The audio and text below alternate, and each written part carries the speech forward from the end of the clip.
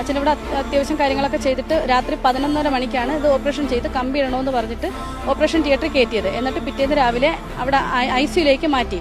ICUലേക്ക് മാറ്റി അച്ഛൻ അവിടെ കിടക്കുമായിരുന്നു. അപ്പം എൻ്റെ മോനാ കൂടെ നിൽക്കുന്നത്. അപ്പം മോൻ നോക്കിയപ്പോഴത്തേക്ക് അച്ഛൻ്റെ കാലിൻ്റെ അവിടെ ബെഡിൽ പുഴുവിനെ കണ്ട്. അങ്ങനെ മോൻ അത് കാലിങ്ങനെ ജസ്റ്റ് ഒന്ന് പൊക്കി നോക്കിയപ്പോൾ അതിൻ്റെ അടിഭാഗത്ത് നിന്ന് ഇങ്ങനെ പുഴു വീണുകൊണ്ടിരിക്കുകയാണ്, വെള്ളപ്പുഴു. അപ്പോൾ തന്നെ മോൻ ഡോക്ടറിൻ്റെ അടുത്ത് നിന്ന് പറഞ്ഞു, ഇത് കണക്ക് അച്ഛൻ്റെ കാലിൽ പുഴു ഉണ്ടെന്ന് പറഞ്ഞ് അത് കുഴപ്പമില്ലാതെ വന്നോളും, ഡ്രസ്സ് ചെയ്യാം, കുഴപ്പമില്ല, ഇരിക്കട്ടെ എന്ന് പറഞ്ഞു. അത് കഴിഞ്ഞ് ഒരു മണിക്കൂർ കഴിഞ്ഞിട്ടും ഇവരാരും വന്ന് നോക്കേ അത് എന്താണെന്ന് പോലും ചോദിച്ചില്ല.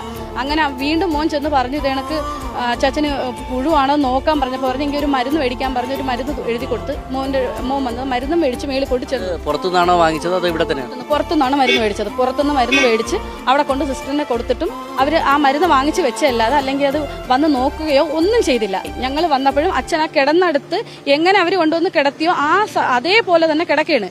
ഞങ്ങൾ വന്നത് പൊതുക്കി നോക്കിയപ്പോൾ അത് മൊത്തം പുഴുവാണ്.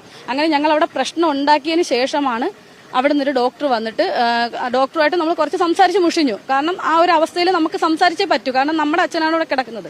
നമുക്കത് കാണുമ്പോൾ വിഷമമുണ്ട്. ആ മനുഷ്യനെ ഒരുപാട് വേദന തിന്ന് അവിടെ കിടക്കുന്നത്. അവരൊന്നും ചെയ്തില്ല. ആ അഞ്ച് ദിവസമായി അതിനകത്ത് കെട്ടിവെച്ച അത് ഒരുമാതിരി പച്ച കളറായി. 3 മണിക്ക് ഇറക്കി അച്ഛനെ ഇപ്പം 8:30 മണിക്കാണ് ഇപ്പം ഈ ക്ലീൻ ചെയ്യാതെ ഞങ്ങൾ പ്രശ്നം ഉണ്ടാക്കിയതിന് ശേഷം ഞങ്ങൾ വന്നില്ല. ഇത് ചോദിച്ചില്ലായിരുന്നെങ്കിൽ അതും ചെയ്യില്ലായിരുന്നു. അവിടെ അച്ഛൻ അത് അവിടെ തന്നെ കിടന്ന് പുഴുവരിച്ച് അവിടെ കിടന്നേനായിരുന്നു.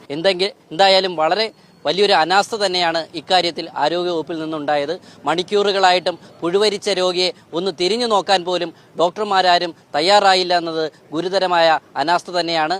ഈ ഒരു അനാസ്ഥയ്ക്കെതിരെ സർക്കാരിൻ്റെ ഭാഗത്ത് നിന്ന്, ബഹുമാനപ്പെട്ട മന്ത്രിയുടെ ഭാഗത്ത് നിന്ന് എന്തെങ്കിലും ശക്തമായ നടപടിയുണ്ടോ എന്നുള്ളതാണ് ഇനി